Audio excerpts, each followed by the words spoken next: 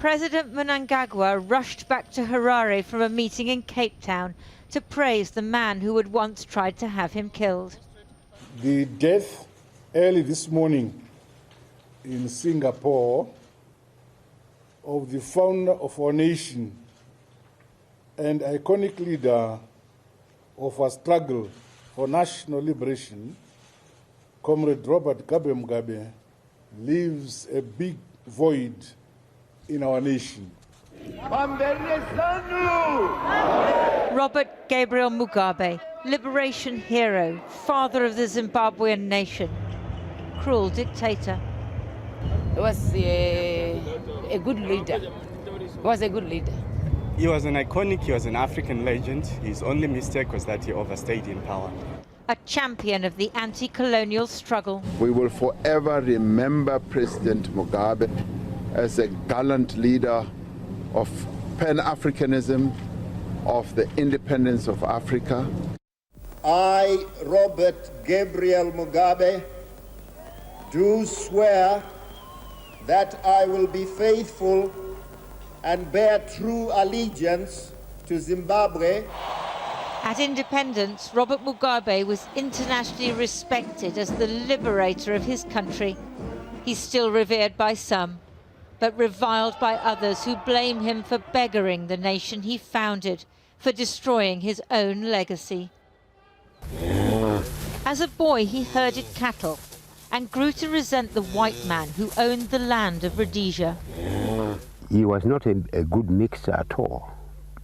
He did not want. He was not an easy person to mix with.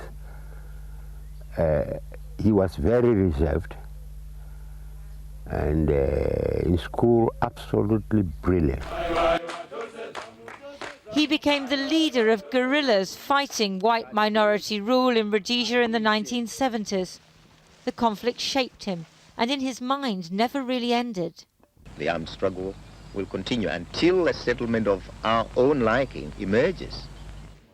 Peace came with the signing of the Lancaster House Agreement with Lord Carrington in London. I feel strongly the sense of hope which goes with having achieved so much. But Mugabe never trusted his hosts. In the 60s, the colonial power had jailed him for a decade for opposing white rule. He'd not been allowed to attend his 3-year-old son's funeral, and he never forgave the British. In 1980, Britain finally let go. Rhodesia became Zimbabwe, and the Union flag was lowered for the last time. Bob Marley sang freedom songs, and Bob Mugabe's first speech as Prime Minister was a model of reconciliation. Yesterday I fought you as an enemy. Today you have become a friend and ally, with the same national interest, loyalty, rights and duties as myself. If yesterday you hated me, today you cannot avoid the love that binds you to me and me to you.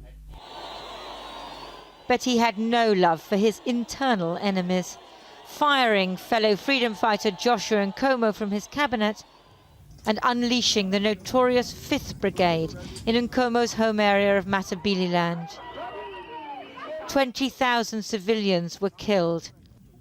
The world turned a blind eye because leaders feared stirring up more trouble in Zimbabwe. Mugabe's wife Sally was a huge influence on him, but many say when she died and he married his secretary Grace, he lost any moral compass he might once have had. The second Mrs. Mugabe became known not as the First Lady, but the first shopper. Mugabe became president, the undisputed leader of Africa's breadbasket. Zimbabweans lived longer and more went to school. But for Mugabe, the well-being of his people came second to ideology and power. Zimbabwe's productive commercial farms were still largely in white hands. When white farmers started to fund a new opposition party, he called on veterans of the Liberation War and their followers to seize the land by whatever means.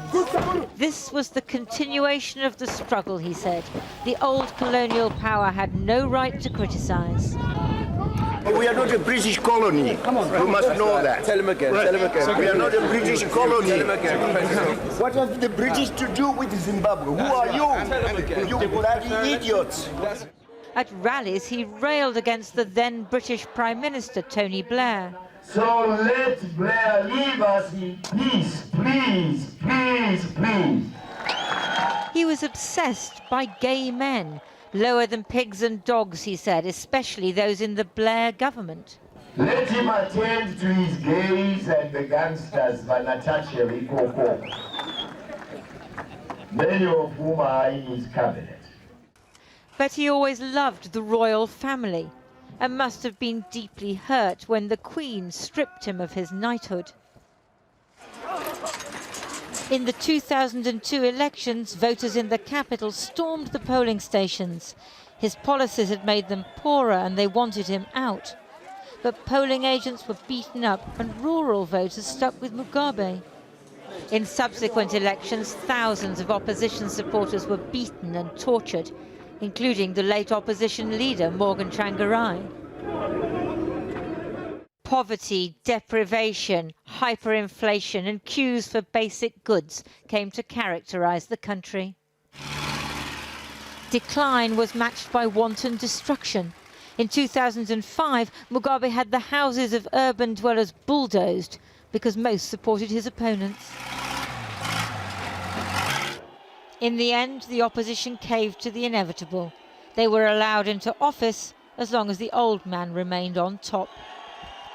To the deepening of cooperation between Zimbabwe and China. After the West imposed sanctions, he courted China. We have turned east where the sun rises and given our back to the West, he said. Aged 90, he arrived at the state opening of Parliament in Harare in a vintage Rolls-Royce, accompanied by the neo-colonial pomp and circumstance on which he had always insisted. But he seemed half asleep and didn't notice that he was reading a speech he'd given a month earlier. Ensure that our industries that they collapsed,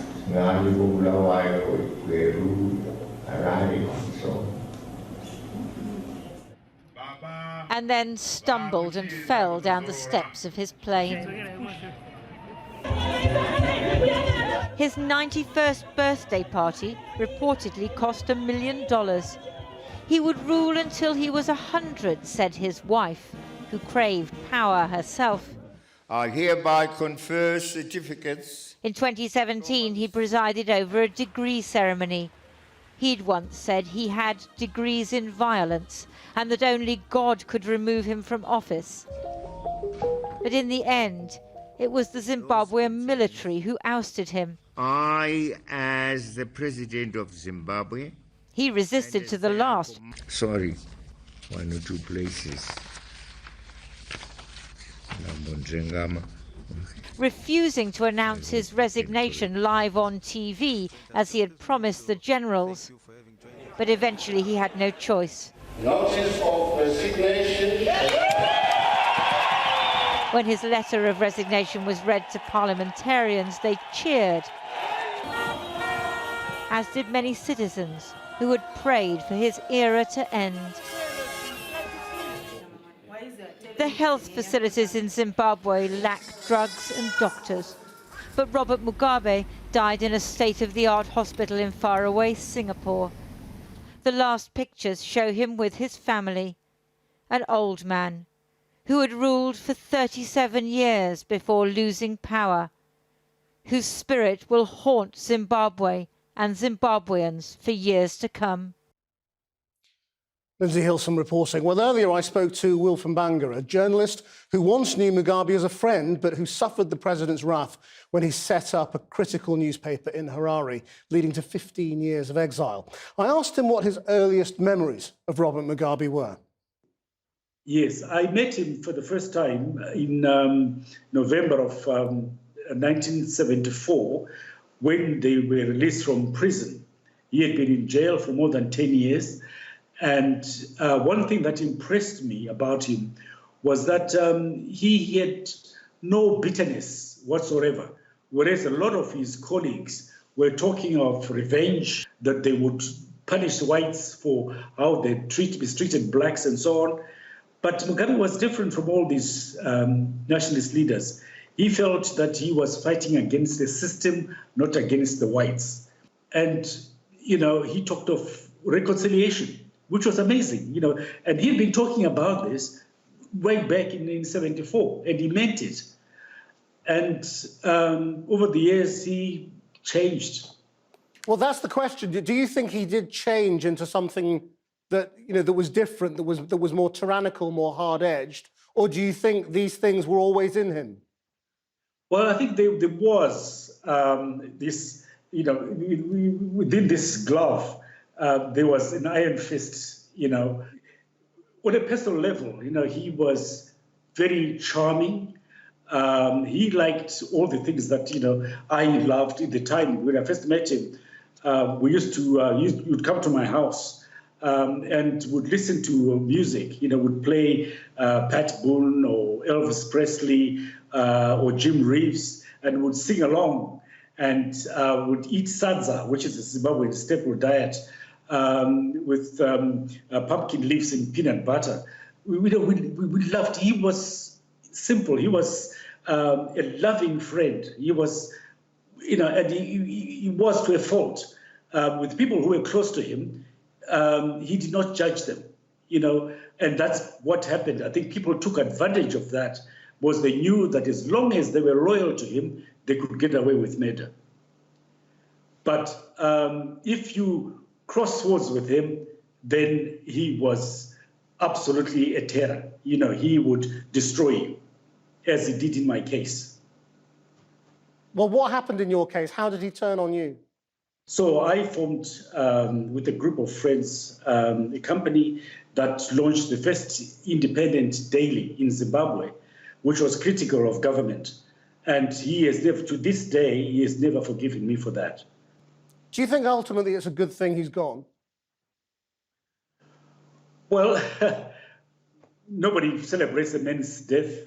In Shona, we've got a saying, wafawanaka, when somebody dies, you wipe out all the bad things about them. But the problem is, his legacy will live on. He's destroyed agriculture. We're going to feel that for the next 20, 30 years. He's destroyed the economy. You can't fix it in a decade. He's destroyed the education system. He's destroyed our hospitals. So we begin to feel that legacy, the corruption that he allowed for many, many years. So he might be gone, but his legacy will live on.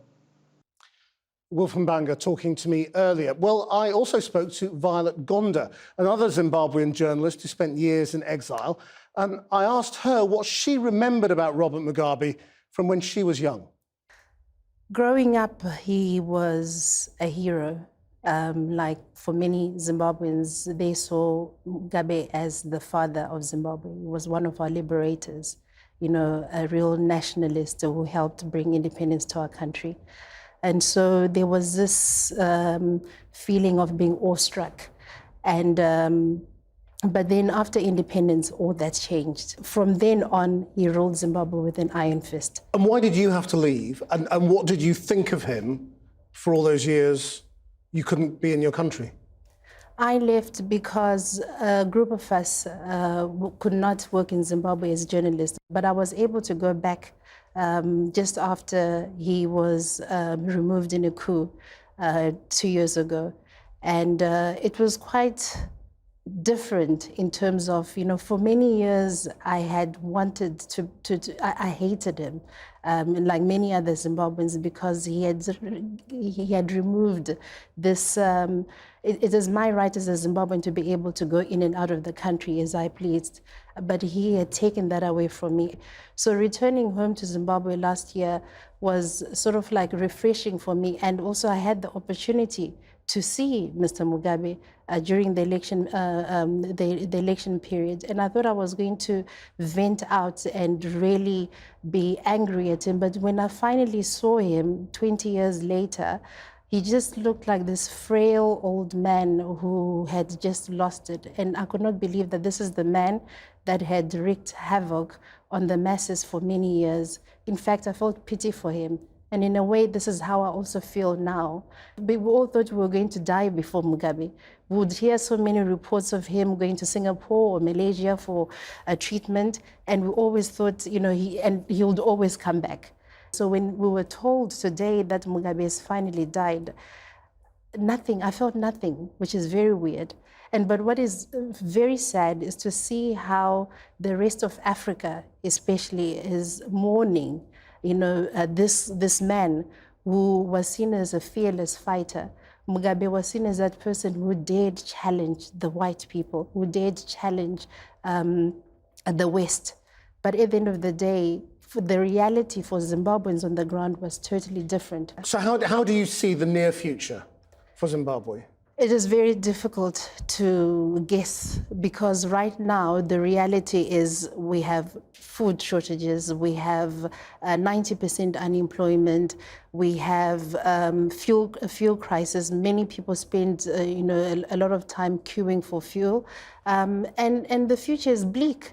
And so your fear is that people will start looking back at him through rose-tinted spectacles? It's already started. It has already started. People feel that life under Mugabe was better than what they are actually going through right now.